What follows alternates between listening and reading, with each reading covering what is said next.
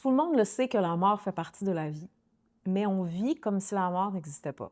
Surtout dans les cultures occidentales, modernes, c'est comme on vit, profite de la vie, puis tout d'un coup, à un moment donné, tu tombes malade, puis tu perds ton combat contre la maladie. C'est vraiment littéralement comme si la mort n'existait pas. Et on veut généralement garder les gens autour de soi parce qu'on est attaché à ces personnes-là, on les aime, il y a comme on veut les garder pour toujours.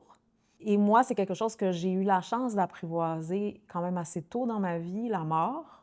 Et ça a été des moments initiatiques vraiment puissants et qui m'a fait être en relation avec la mort, pas de manière oh mon Dieu, la mort, c'est une réalité, ça veut dire un dialogue avec autant ce passage de transition qu'est la mort. Et à la fois, plus que je suis en relation avec le fait que la mort existe, plus que je vais être en relation avec le fait que la vie, elle existe, puis que je veux prendre soin de la vie. Plus je suis déconnectée de la mort, plus je vais être déconnectée de la vie. Ça va littéralement ensemble. Et quand on perd un être cher, bien souvent, c'est parce qu'il y a, souvent, il y a un attachement, donc il y a un travail d'intégration qui n'a pas été fait pour pouvoir laisser la personne aller réellement. Parce que moi, je l'ai vu, il y a ma mère qui est décédée, puis mon père, donc mes deux parents, d'autres personnes aussi, mais disons, ça, c'est des gros morceaux. Et dans les deux cas, ça a été un shift dans ma vie qui m'a amené à pouvoir avancer sur mon chemin. Et aussi, dans les deux cas, à un niveau, j'étais prête et la personne aussi était prête. Ça veut dire que ça a été quand même smooth. Il y a des gens qui perdent des êtres chers, puis c'est un choc. Là, c'est comme, il n'y a pas de préparation, puis c'est... Mais c'est quand même intense. Même si tu es prêt, c'est quelque chose à passer au travers parce que ça va shifter tout l'organisme. Si on prend, par exemple, une famille, c'est comme un égrégore, ça fonctionne, la mère a une fonction, le père a une fonction, ma relation face au féminin, au masculin, c'est comme tout un... Quand, disons, mon père est décédé, le premier, bien, c'est le principe masculin dans ma vie. Même si j'étais en couple, par exemple, ou peu importe, ça reste que c'était tellement... Et quand il a quitté, bien, mon chemin est apparu, littéralement. Et ce qui fait que les gens veulent... Après ça, il y a toujours le deuil, c'est réel, de se donner la chance de pouvoir le vivre, etc. Mais ce qui fait que les gens, on s'accroche autant, c'est parce que justement, on ne veut pas évoluer. Parce que tout est éphémère dans la vie. Puis il y a certains passages sur Terre qui sont faits pour être plus courte durée, il y en a d'autres qui sont plus longue durée. Il y a pas... Parce qu'on a l'idée de il faut vivre 80 ans. Puis même à 80 ans, la personne, elle s'accroche, là, puis on ne veut pas la laisser partir. T'sais. Elle a fait sa vie, là. Elle n'a plus rien à donner. Là. C'est comme, mais non, on veut s'accrocher, parce qu'on n'a pas appris à mourir de notre vécu. Ça veut dire que apprendre à laisser aller. Tout le monde en a vécu des petites morts. Je dois laisser aller une relation, je laisse aller un emploi, je laisse aller... il y a comme... La vie est faite d'apprendre cet art-là. La mort, c'est le lâcher-prise ultime. C'est comme, on est, on respire, on inspire. C'est la première chose qu'on fait, c'est on inspire. Puis à la mort, c'est le dernier souffle. C'est littéralement, il y a un expire. Ça veut dire, ciao, bye, je pars. Et entre les deux, bien, j'ai toute une expérience de vie. Et comme notre vie, généralement, n'est pas intégrée, bien, on arrive à la mort, on n'est pas en paix. Là. Il y a comme, j'ai pas intégré mon vécu, je ne suis pas prête à expirer, à lâcher. Mais si j'ai appris, j'ai étudié l'art d'apprendre à expirer, puis à lâcher, puis à laisser aller ce qui est mort, puis ce dont j'ai plus besoin ou ce qui a besoin de changer de forme, bien, c'est comme une préparation à ce dernier moment-là. Puis moi, je sais que c'est un désir à l'intérieur de moi, mais je veux vivre consciemment. Et je veux mourir consciemment aussi. Puis je veux, au moment de ma mort, que j'ai fait mon travail. Ça veut dire j'ai fait ce que j'avais à faire. Mais ça veut dire aussi voir mes limitations. OK, bien, bien sûr, voici jusqu'où je peux me rendre. Sauf que j'ai fait tout, j'ai fait tout dans mon pouvoir, dans mon possible. Disons, mes parents m'ont amené ici, mais là que moi, j'amène ici. Puis ainsi de suite. J'ai pris le flambeau, puis j'ai permis une évolution. Et par exemple, quand on parle de nos parents, puis tu sais, ça, j'en parle souvent, puis ça fait partie du processus d'intégration dans les consultations privées. L'accompagnement coaching, c'est d'intégrer nos parents parce que j'ai reçu de mon père et de ma mère que peu importe la relation que vous avez avec vos parents, peu importe, tu sais, harmonieux, pas harmonieux, parents biologiques ou pas, tu sais, j'ai reçu. Et pour laisser aller, disons, un parent, j'ai besoin de l'intégrer. Disons, quand moi, mon père est décédé, je ne l'avais pas intégré. Le processus d'intégration a été fait après coup. C'était le moment, ça a permis, il y a tout, ça a shifté, là. Le chiffre était vraiment... Imagine si j'aurais voulu retenir. Non, non, pars pas. Ça aurait été retenir l'énergie. Qu'est-ce qui ça a libéré et qu'est-ce que ça a permis ensuite? Donc, il avait vécu 80 ans, il avait vécu, et puis là, c'était à moi à prendre le flambeau ensuite. Mais souvent, c'est aussi ça qui nous fait peur. Moi, je me rappelle d'avoir pleuré le jour où mon père était à Moncton, au Nouveau-Brunswick. Quand je suis revenue ici à Montréal, j'étais dans mon lit, là, j'ai pleuré comme un bébé, là. Je pleurais, oui, c'est la perte, mais je pleurais aussi, je veux pas devenir une femme. Je veux rester une petite fille. La petite fille à papa. Puis là, je sentais qu'est-ce que son départ représentait. J'étais comme, shit, maintenant, ce que lui portait, là, c'est que non, maintenant, il y a comme, c'est le temps pour toi de devenir une femme. Le chiffre, je le sentais dans tout mon système, puis j'étais comme, c'était intense. Puis je pleurais, entre autres, ceci. Donc souvent, on veut s'accrocher à une certaine forme parce que justement, on veut pas l'évolution, qu'est-ce nous grandir quand je laisse aller un parent. Puis tu sais, je le mentionne souvent aussi, les parents sont là pour nous éduquer le temps dont on a besoin de eux. Tout dans le règne de la nature, il y a un temps où à un moment donné, c'est va là. Mais comme l'humain, nos relations viennent combler souvent un manque, et nos parents compensent un manque avec soi, nous les enfants, ça crée une codépendance. Puis ça crée que l'enfant reste dysfonctionnel à un certain niveau pour toujours être dépendant, même si tu es à l'autre bout de la planète, ou tu sais, c'est pas une question de parler aux parents tous les jours, mais il y a comme quelque chose de « Ah, je peux pas vivre sans toi », alors que c'est faux. Et d'ailleurs, quand quelqu'un meurt dans notre vie, les gens, généralement, au début, c'est un choc, il y a le deuil, il faut passer à travers, le laisser aller. Puis là, il y a souvent des leçons, une évolution qui va se faire naturellement, même si la personne n'est pas dans un processus conscient. Ça va se faire. Mettons, imagine un parent qui perd un enfant, là. Il faut qu'il fasse un sens de ceci, puis là, au début, c'est comme l'injustice totale, ça ne fait pas de sens, la personne va en vouloir à la vie, ça va comme c'est extrêmement violent comme expérience. Mais à un moment donné, plus ça s'intègre, il y a tout d'un coup, il y a comme « Ah, ça m'a permis, je vivais, disons, à 100 000 à l'heure, ça m'a permis de goûter à la vie à un autre niveau. » Il va toujours avoir une forme de leçon quand j'accepte. Mais souvent, quand on vit l'événement, peu importe c'est quoi l'événement, il y a une incompréhension. Mais quand j'accepte de doucement le vivre, puis d'intégrer, bien, ça va amener un immense apprentissage.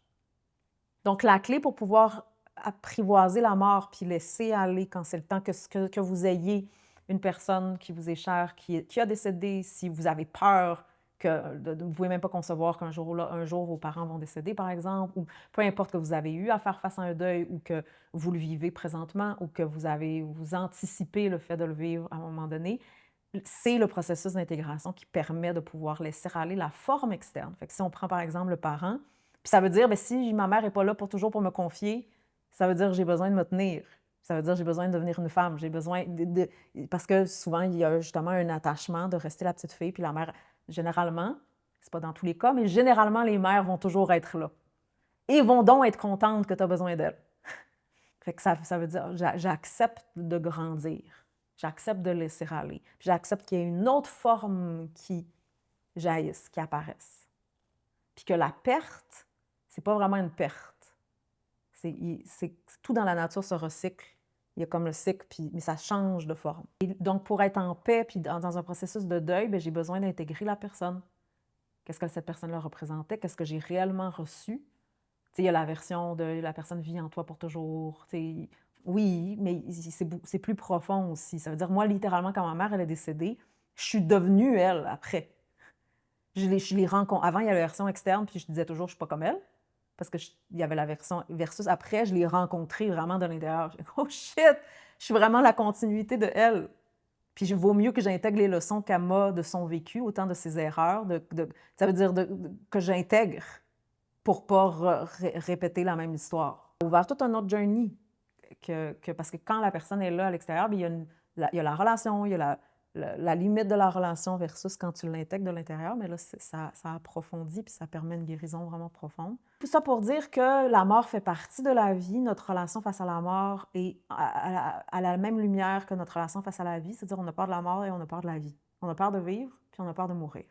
Et j'ai besoin d'apprivoiser les deux. Les deux vont ensemble, c'est littéralement comme deux côtés d'une même pièce. Et quand je dis apprivoiser la mort, c'est pas un fantasme de mourir ou de comme... C'est littéralement, ça fait partie. Puis on vit des petites morts au quotidien. La mort, c'est un pouvoir c'est une transition, ça change de forme. Quelque chose qui se déconstruit ou détruit, puis il y a quelque chose qui jaillit. Quand je m'accroche, c'est que j'ai pas appris justement cet art-là de laisser quand c'est le temps. Mais souvent, on a une idée de quand c'est le temps. En fait, parfois, ça va être jamais. Non, il y a aussi le rythme de la vie, il y a l'intelligence de la vie, il y a la raison pourquoi les choses se passent. Puis plus je suis en relation avec la vie, là, l'intelligence de la vie, l'intelligence de la mort, ben, ça fait qu'il y a une compréhension à un autre niveau, puis ça fait que la mort n'est pas un échec. D'arriver à un point où je peux relâcher, là, où je fais comme, OK, j'ai fait... Tu sais, moi, je l'ai vu, ma mère, à la fin de sa vie, il y avait comme, je suis fatiguée. Elle a essayé, elle a fait tous les traitements possibles. À un moment donné, elle a arrêté, elle a fait, OK, puis elle a accepté qu'elle allait mourir. Et après, ben, c'était comme moi, je lui ai dit, mais moi, je vais continuer le travail. Parce que, bien entendu, il y a certaines limites, là. Parce qu'elle avait plein de réalisations à la fin de sa vie, d'une réalité dont elle faisait face. Puis là, ben, là c'est à moi, en tant que fille, de faire, toi, t'as pas pu, moi, je vais amener les choses justement plus loin. Je vais faire évoluer, guérir ce qui a besoin de guérir, que ça serve, que ce que tu m'as donné serve. Puis là, et ceci, c'est ça qui fait aussi que la personne elle peut partir en paix. Parce qu'il y a genre, je peux pas partir, j'ai pas fini ce que j'étais réellement censée faire. Quand je dis que quand ma mère a décédé, je suis devenue elle, ça veut dire que elle n'était plus là dans sa forme externe. Et ça a ouvert, parce que aussi la vie m'amenait à ce niveau d'intégration-là. Les gens vont rester dans la forme externe, ils vont rester dans le deuil de « Ah, elle me manque ». Ou s'il y a « elle me manque », mais aussi pour certaines personnes, c'est aussi une libération quand quelqu'un meurt, surtout si la personne a été malade depuis longtemps, ou il y a différentes versions de ceci. Et moi, comme la vie m'invitait dans un processus, j'étais dans un processus de guérison, mais ça a fait que je l'ai rencontré de l'intérieur. À un moment donné, j'ai eu à faire face à la réalisation que toujours un jour ou l'autre, tout le monde doit, c'est que « Ah, mon Dieu, je suis ma mère ». Ça veut dire que je porte ce qu'elle portait. Bien entendu, avec mon père, c'est différent. C'est pas la même alchimie, puis pas le même contexte, puis pas là, tu sais, mais et là, ça approfondit ma relation avec elle de l'intérieur. Et ça a fait que justement, ce que j'ai reçu de elle peut servir. Versus me battre contre non, je suis pas elle, ou être dans une espèce d'admiration, parce qu'il peut y avoir les deux, tout dépend de notre relation face à notre mère. Je porte, ça veut dire je porte, généralement, là, je le dis, là, c'est comme si on était un gâteau, notre gâteau est fait de certains ingrédients, bien, je suis grandie dans son womb avec les ingrédients, avec ses faiblesses, ses forces, ses rêves inassouvis, même inconscients. Tellement les tensions présentes, les mécanismes de protection, puis les forces. Et apprendre à lâcher, bien, ça se fait concrètement, là. Ça veut dire que, dans la pratique, tu apprends, littéralement, puis tu sens que je suis pas prête à lâcher. Puis c'est pour ça que tant aussi longtemps qu'on n'est pas prêt au dernier souffle, tu vas voir quelqu'un de 80 ans qui meurt pas, là. Même si il y a comme un niveau... Là, aujourd'hui, ça se fait artificiellement parce qu'il y a la médication, etc. Fait que, ça vient teinter l'expérience. Mais tant aussi longtemps que je suis pas prête à lâcher, je veux pas lâcher. Fait que les tensions que qu'on sent que, j'arrive pas, c'est parce que j'en ai besoin. Puis à un moment donné, je suis prête à lâcher. Et là, je lâche. Ah! Puis là, ça change ma manière de penser, ça change ma manière d'être. Quand il y a une tension qui était présente depuis longtemps qui relâche, ça shift quelque chose. Comme la mort va shifter dans la famille. Tu sais, souvent, les gens vont avoir une expérience de la grand-mère était le pilier ou la mère était le pilier. Puis là, quand la personne décède, c'est plus la même chose. Ça tient plus de la même manière. Ça shift de l'intérieur. Mais c'est la même chose dans notre corps. Quand il y a une tension, bien, le corps a appris à s'équilibrer avec la tension. Puis fait que j'ai besoin d'être prête, fait que j'ai besoin d'avoir quelque chose d'autre sur lequel me déposer. Éventuellement, la tension peut se relâcher, puis connaître profondément la tension aussi, quand c'est une tension plus profonde, karmique, pour apprendre à la mettre en circulation, apprendre à lâcher. Mais une tension, tant longtemps que comme ma survie dépend, là, je suis comme, bien, je ne vais pas lâcher. Fait que c'est pour ça qu'il y a aussi une compréhension, puis une compassion, puis être indulgente envers soi-même c'est faux, cette idée-là, là, cette illusion que je vais vivre sans tension. C'est illusoire. Petit à petit, je veux apprendre à qu'est-ce que je suis prête à lâcher. Comme quand c'est l'automne puis la feuille tombe de l'arbre, c'est prêt. Si c'est pas prêt, parce qu'on est en plein milieu de l'été, tu vas devoir arracher la feuille. Quand c'est prêt, ça relâche. Mais je peux faciliter le relâchement. Voir, oh mon Dieu, je suis accrochée, ça me fait mal. Parce que bien sûr, quand tu es accrochée, ça fait mal. Puis le faciliter doucement, puis me donner un autre support qui fait que je suis capable de pouvoir... Si je suis accrochée à ma mère, par exemple, bien, OK, bien, à un moment donné, une limite, elle ne peut pas te supporter vraiment. Elle ne peut pas vraiment t'offrir ce que tu... Elle t'a déjà offert ce qu'elle pouvait t'offrir. Fait que là, j'ai besoin d'apprendre à me déposer sur quelque chose de plus grand, qui fait que je peux aussi lâcher. Donc, c'est un gros sujet, la mort, la vie. C'est quelque chose de passer à travers le deuil, de laisser aller une personne qui nous est chère. Puis en même temps, ça fait partie de la vie, mais pas comme un concept. C'est très réel. Et quand j'ai peur de laisser aller, bien, je suis comme, c'est correct. Là, j'ai besoin de reconnaître ceci, de l'entendre. Il y a comme la petite fille qui est comme, non, je veux pas. Puis à la fois, il y a, OK, c'est quoi que j'ai besoin?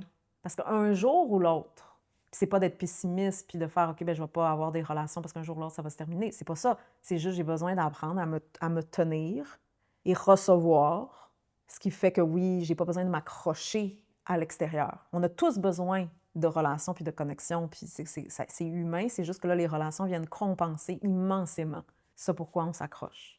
Et avec le temps, bien, si je fais un processus conscient, puis je suis accompagnée à ceci, bien, il y a une confiance qui, moi, quand quelque chose arrive, je ne suis pas, oh mon Dieu, non, c'est mauvais.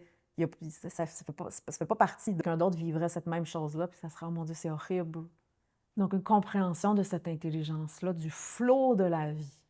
Et si c'est un sujet qui vous parle, puis que vous êtes touché par ceci, que soit que vous vivez un deuil ou là, vous en avez vécu un deuil qui a de la misère à passer, là, parce que des fois, ça peut prendre des années, puis c'est encore présent, bien, il y a un besoin de digestion, puis c'est le travail que je fais, fait qu'hésitez pas, tu sais, souvent, c'est pas une faiblesse que d'aller chercher de l'aide pour pouvoir apprendre ce que je ne sais pas, ce qu'on m'a pas appris, mais ce dont j'ai besoin pour pouvoir tourner la page, pour pouvoir être libérée.